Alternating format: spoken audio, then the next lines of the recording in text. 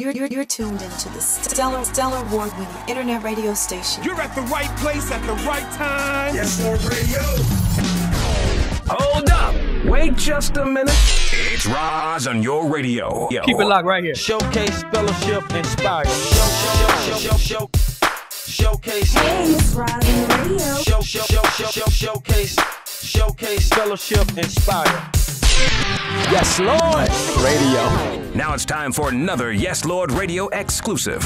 Hey everybody, it's Roz on the radio, and you're listening to another YLR exclusive. My guest today is gospel recording artist Anita Wilson, who's here with us to share her latest single, Jesus Will, from her debut album, Worship Soul. Anita, thanks so much for joining us today. Oh, thank you, Roz, for taking time to talk to me. How are you? I'm doing great. Thank Good. you so much for asking. Yes, ma'am. You've been singing professionally for quite some time, but more so in the background. Can you share a little bit about that with us and the path that led you to your solo project? Okay. Well, I've been singing with Donald Lawrence and Companies, since like '04, so a little bit over 8 years.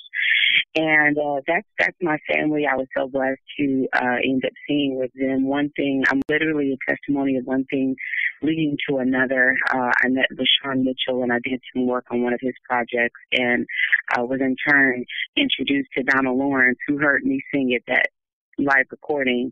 Okay. And then I began working with Donald. I thought he was just pulling my leg when he was like, I'm going to call you. And I was like, yeah, right. He's not going to call me, but Right. come back. God bless you.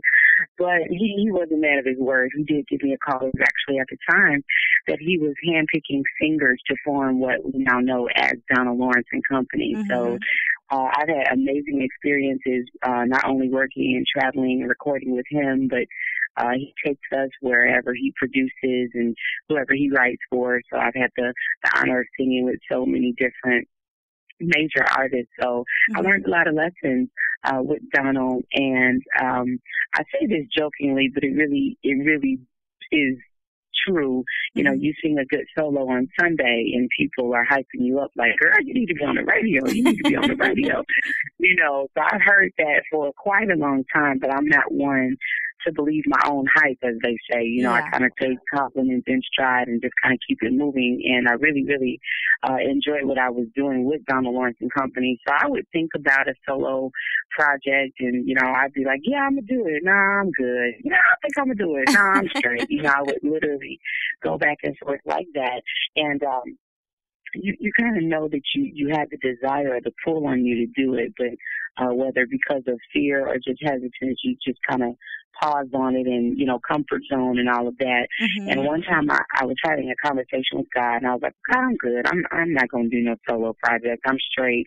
I'm not trying to be the next whoever and sell millions of records and try to get people to like me. I'm good. I'm straight. I'm good on that. Yeah. And then God said, okay, well, what if if you don't sell millions of records, you don't want to sell any records? And I said, exactly. Yeah. And then he said, you know, what if I want you to just bless 100 or so people down the street from where you are right now? That's not good enough. You don't want to do that. And it was that combo with God was very enlightening. It really brought my heart to the surface, because while we all want success and great numbers and, you know, looking good on the charts and sales and all of that, it's really not my focus to try to be like famous or a star or anything like that. It sounds like the deep answer, but it really is my heart. I really want God to just have his way. You know what I'm saying? And just do what he wants to do with my music ministry. So from that point, that was a few years back, and from that point I just took my time writing songs. God began to give me songs, and I had met the guy that produced Worship Soul. I met him about 10 years ago, so we always remained friends, and we began talking about it, and you know, one thing led to another. So I really didn't see this day coming. I really thought it was going to be a very simple situation where I would maybe sell it locally, maybe from that conversation I had with God. I thought I was going to sell it at my little church and, you know, have some little product that someone asked me to sing at their church or something like that. But one thing led to another, and here we are. And I'm so humbled and grateful. God is absolutely amazing. He is. And, you know, I thought that was so interesting to hear you say that about, you know, the reasons that that you didn't think you needed to step out and do that based on, not selling 1 million records or not thinking that you could sell 1 million records, and then God answering you in such a way. And I think it's just an important lesson for so many people that are holding back from doing the things that, God has wanted them to do based on maybe the way that they define success as well. Exactly. Very good point. Absolutely. Success doesn't always mean number one, and it doesn't always mean who sold the most records this week. I'm old school, I keep saying records, but you know what I mean. Who sold the most this week and all of that, and that's great. I would not complain if I were in that space, but God has conditioned my mind in such a way where I don't view it as a failure if I'm not doing that, because let me tell you what success means for me. Success means for me when people, I love Twitter. I'm always on Facebook and Instagram and all that good stuff because it helps me keep in touch with people around the world, actually. And what's a blessing to me is when people, whether in Chicago or in Dallas or in California or in Ghana, Africa, and UK, and all over, are hitting me talking about Worship Soul, or saying that, this song really helped me. I was going through this, or that song really blessed me. I had a horrible day, but it really calmed my spirit. Things like that. That defines success for me, because that lets me know that I'm doing what God designed me to do, and God is using the music that came through me to bless somebody else. So it's very humbling. It doesn't go to my head at all. Yeah. It's very humbling. So exactly, you don't, success isn't always what you think it is, but it goes quite deeper than that when you're working for God, Exactly. And I can relate to that. I mean, that's very powerful what you've just said, because, I know that God gives us a platform, and he puts certain people on a platform before people, not just like you say to, sell millions and millions of records, but to change people's lives. But on top of that, now let's talk about your accomplishments. Now, you've been nominated for a Stellar Award in 4 categories. So that is amazing to me. Contemporary female vocalist, urban inspirational single performance, new artist of the year, and praise and worship CD. So that's got to be a wonderful feeling, even considering that you almost didn't do it. Yeah, exactly. Considering the whole backdrop of my story, it is an amazing feeling, and I just wear these words out all the time. But every piece of this is really humbling for me, and I'm very grateful for it.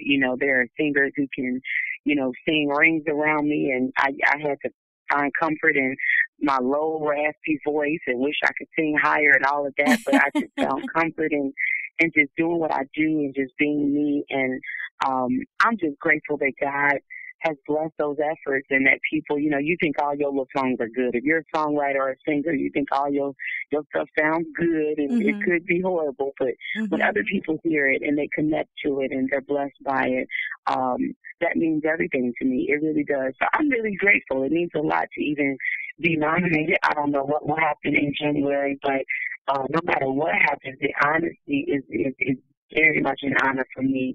My first time out, my first project, to be nominated in 4 categories. So I'm beaming. I'm all smiles. Absolutely. And I'll just add this, that you were talking about, your voice not being this or that.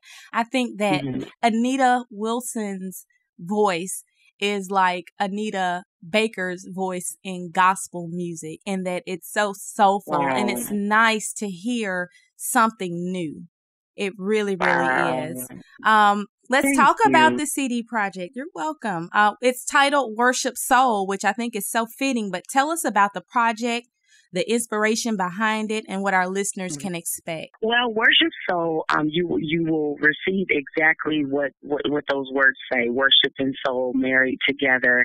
I am a worship leader, so I'm a worshiper at heart, but I also, my dad is a pastor, and he is also a singer and musician, so he was my first influence of music. Okay. I've been singing since like the age of 5, and Dad used to play around the house. He used to play James Cleveland and Vanessa Bell Armstrong and the Hawkins, the Winans, the Clark sisters, all that, the gospel greats, Mahalia Jackson, Albertina Walker, and as well, I grew up a little older, and I developed a love for 70s and 80s soul, you know, Aretha Franklin and Shaka Khan, Gladys Knight, Johnny Hathaway, all those wonderful, Marvin Gaye, those very soulful voices.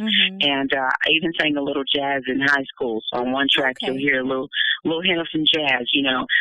So basically Worship Soul is my influences married together, all of those sounds married together. I think we're all just a big old ball of our influences, and there's a difference between imitation and influence, you know. So I think it just kind of comes out when you just let yourself be you and you hear hints of people who have influenced you. So that's pretty much where the name came from. I am a laid-back kind of singer, very soulful singer. But when I was talking to my producer, I was blessed to work with Rick Robinson, who is the writer of the classic song, worship song, More Than Anything. So I was so honored to work with him. He wrote Speechless and a number of other songs on the project. And when I was talking to him, I said, I'm laid back and all that cute stuff, but I don't want to do what I call ear candy rides. You know, you listen to it and you can move and groove. It has a funky bass line and all of that kind of stuff, but you don't feel no God in it. You really don't feel substance, and you're not led to the presence of God. I didn't want to do that, you know, and God said yes to that prayer. He allowed us to come up with this collection of songs that while you hear maybe influences of other genres, there's a thread of worship through it all, and you are definitely, without a doubt, from beginning to end, led into the presence of God, and you're led to focus on Christ and His love and be inspired and uplifted. So that was very important to me. So I believe that's what the listeners will receive when they listen to Worship Soul. I humbly say this.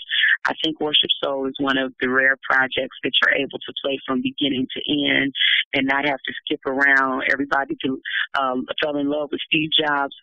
One reason, because he gave us the option to just buy one song, because we started getting CDs that maybe one or two songs were good, but the rest of them weren't that great, you know. But again, humbly speaking, I feel that Worship Soul is a very solid project, and God gave us some really strong songs with strong messages that people really can connect to. So I think they'll feel it from beginning to end. At least that is my prayer. Wonderful. Now tell us about Jesus Will.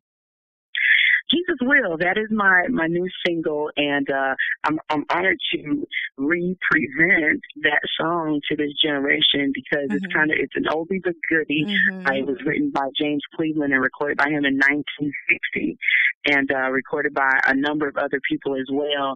So it's so funny when I sing it before a congregation that has all ages in it. It comes in with this groove and all of that, but when I start singing those lyrics, I can see some of the older people like, wait a minute, I know this song. So you see the old people rocking and grooving with me. And then it does have that groove on it, because we kind of flip the beat and flip the vibe of it. So some of the younger people are feeling it as well. So, and they think it's a brand new song. You know, it's kind of funny, but it's a blessing to be able to merge all the generations and bring everybody together. It's just a beautiful sight to see an 80 or 90-year-old kind of moving with me, and like the 12 and the 20-year-old grooving with me. So it's really cool. Jesus Will.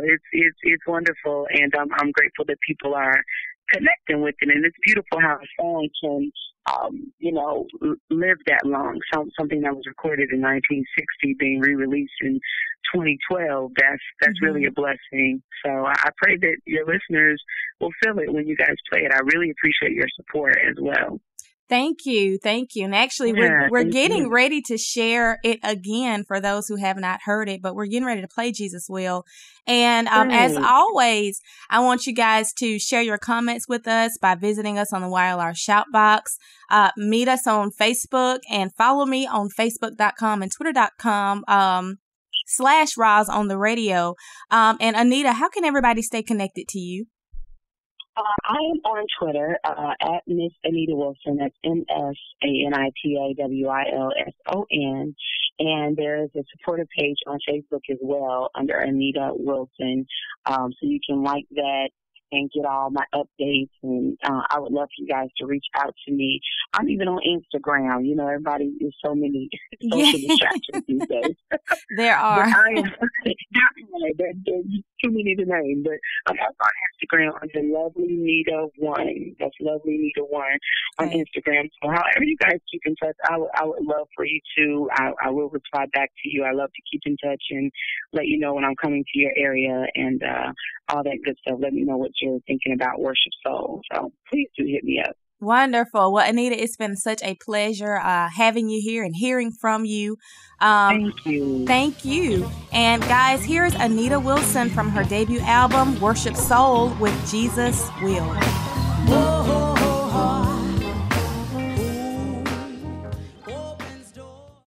You're tuned into the stellar award-winning internet radio station. Showcase. You're at the right place at the right time. Yes, Lord Radio. Showcase. You're at the right place at the right time. Yes, Lord Radio. Showcase Fellowship Inspire. Hey everybody, it's Roz on the radio, bringing you the YLR exclusives from your favorite artist. Follow me on Twitter and Facebook.com/Roz on the radio to find out